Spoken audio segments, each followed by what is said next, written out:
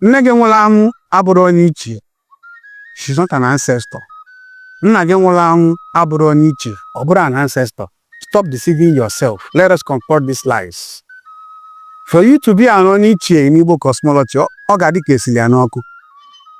Who are the ancestors within the confines of Igbo cosmology? Ancestors are elevated parents who have attained a particular consciousness by two ways. One, their soul has been salvated. Within the confines of the Igbo cosmology, for you to attain salvation, for your soul to be purified, you must live a good life, goodwill.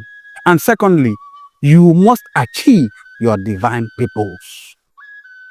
Awanda na wanda aka akwụ, ndị aka olulu, ndị abụgbọ ọdụ n'aka. These are entities. These are ancestors that have been elevated at the position of being deities. They are now pure energies. They interact and commune with Okike, with Chiukwu.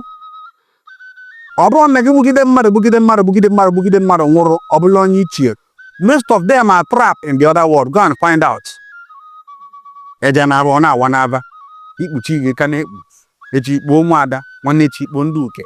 Listen, for you to be an ancestor, for you to be an Onichie, you must pay attention to the kind of life you live here on earth.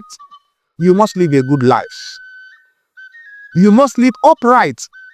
You must live by the ordinance of Ordinana, because Ordinana is that sacred blueprint, that sacred philosophy that governs mankind. Your attitude, your character must not go contrary to the laws of Ordinana. Elagide nwunye mmadụ lasa nwunye mmadụ esi na ịbụ onye ichie kịtịkpa owo dị ebe a ịbụrụ onye ichie. Izugide ori n'obodo legide a na-alụsị enwụrụ ịbụrụ onye ichie abụwa alụ ịbụrụ onye ichie. Being an onye ichie, being an ancestor abụrụ a child's play. For you to be an ancestor, na-ege m ntị. First of all, ịchọpụta gị akala aka gị ọ ife mmanwụ na-ekwu.